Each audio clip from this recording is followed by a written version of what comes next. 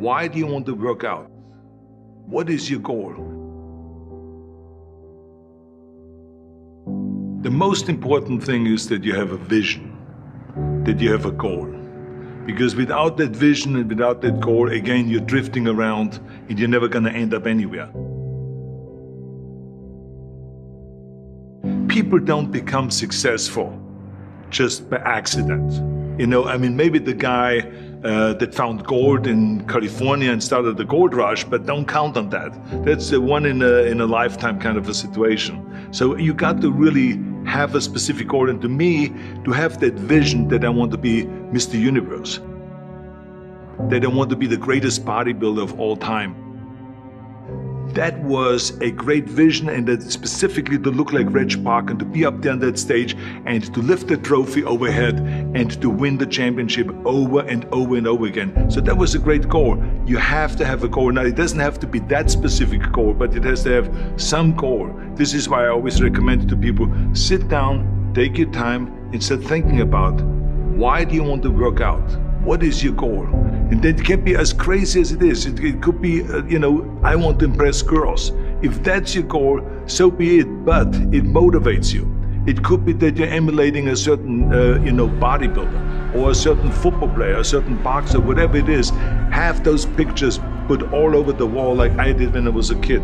I put pictures of Reg Park and of Sonny Liston, of boxers and of Ali and of powerlifters and weightlifters all over my bedroom, wall. So that every day when I go to sleep, every day when I wake up, I look at those pictures and they motivate me. You need that motivation, and then therefore you have this kind of imprint in front of you all the time, and you know exactly what you're chasing. People always come up to me and says, why are you smiling? You're working out 5 hours a day. You're doing the same as the other guys, but the other guys have a sour face. They're pissed off that they have to do another rep or another set or something. I looked forward to another 1,000 reps of sit-ups. I looked forward to another 500 pounds of leg press or squat. I looked forward to doing more and more curls until my arms fall off. Why? Because I knew that every rep that I did and every set that I did and more weights that I lifted, I get one step closer to turning that vision into reality.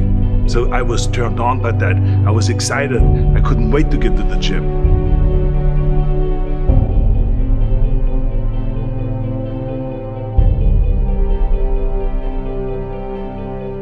I remember that when I weighed 245 pounds, and Bob Rafelson, the director of Stay Hungry, said to me that I'm interested in having you come in for a reading and work on your acting and all this, because I'm interested in having you in a movie to star with Jeff Bridges and with Sally Fields. I was delighted about that, and I was excited, and I started pumping up more and more. And then he said, but I don't want you to weigh more than 210 pounds. You want me to be in the movie, but I'm weighing 245, 246.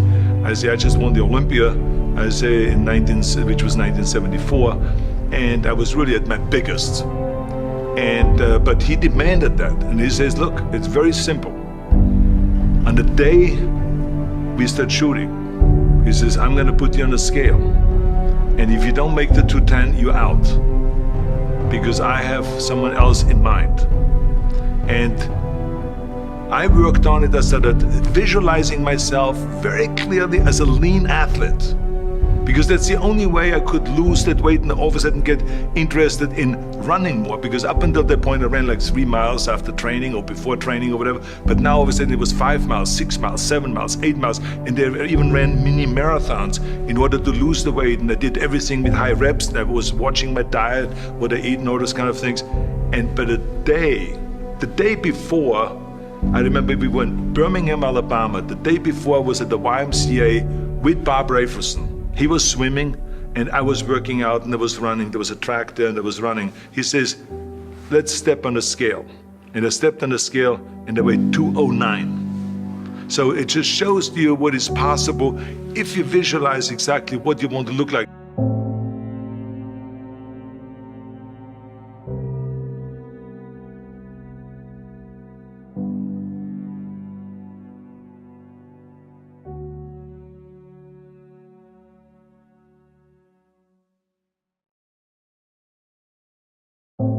And there was no room for any kind of like, well, I can't get my act together or anything like this, because there's only a certain amount of time. But the key thing again is have the clear vision. Have the specific goal of what you want to accomplish, because then you never go to the gym and you say, the day I feel down a little bit, I don't know what it is all about, I don't know my life, I'm confused. No, I tell you that I was a perfect example of someone that was not confident at all.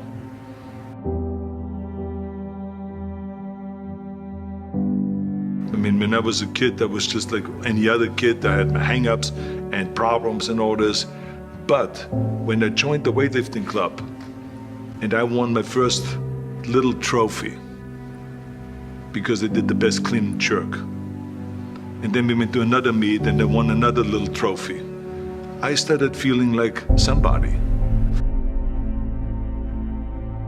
But the bottom line is, everyone can use the same method, because I used it in politics, I used it in making money, I used it in everything that I've done in the movie business. When you have one little victory, little victories add up, and that is what gives you then ultimately confidence. Well, for me, the most important thing always is to have a deadline. So when I, for instance, had a competition, and let's say the competition was in the middle of September, and it was now beginning of summer, so there was no more time to screw around. So there was the time now to get going on a diet, to get going with the training, to not slack off at all, because there was a deadline there. The day of the competition, I had to be in the best shape possible. And I knew that if I come to the competition and I lose because I did not schedule my training the proper way, or I didn't have the right frame of mind, or I didn't give everything, literally worked my butt off, I would be just so angry. So I never wanted to be in that situation. So this is why it was very important to pick that time and to say, this is when I have to be in top shape, and then to work towards that. But it's not just with the competition. I mean, it's the same in the movie business. I mean, to me, it was always a big advantage when I said, okay, my movie starts on April 1, and I have now 3 months, so I have to get really in great shape. So you pick those times. It could also be that you have no movie and you have no Mr. Olympia or no Mr. America, no Mr. Universe coming up or any of those things. But you say to yourself, the summer starts in June. I'm gonna go to the beach in June, and at that time I want to be in great shape. So that creates an urgency that makes you really start training hard and taking it seriously. Because if you don't have a specific plan, then you wander around. I mean, you can have, as I've told you many times, the best ship or the best plane in the world, but if you don't have a specific goal where you want to go and when you want to get there, you just drift around and you never get anywhere. So this is why it is so important to create that urgency and have a specific time when you want to be in shape. Well, I mean, look, everyone has a problem with time, but the day is 24 hours and we sleep 6. Now, I know there's some out there that say, whoa, I need 8. Well, I say just sleep a little faster, because the bottom line is we have 6 hours of sleep, 24 hours are available, so you have 18 hours now available to your work, your family, your hobbies, and also to learn something new or to do something new, which could easily be that you want to learn a new language, or that you want to read as a New Year's resolution, I have to read a book every week, or you say, I'm gonna go and reshape my body. So you're gonna go and take this hour out of your schedule and say, I'm gonna train an hour every day. So this is for most people a huge challenge, but it is totally doable, I can tell them, because the kind of things that I did when I came to this country. I mean, I went to school, I was working in construction, I was working out my 5 hours a day, I was taking acting classes from 8 o'clock at night to 12 midnight. I was doing all of those things. I wanted to make sure that out of the 24 hours of the day, that I don't waste one single hour. Those hours were too precious. And so there I just want to tell people, don't give me this thing, I have a difficult time with the time and I don't have time for this and I don't have that. You have time, you make the time.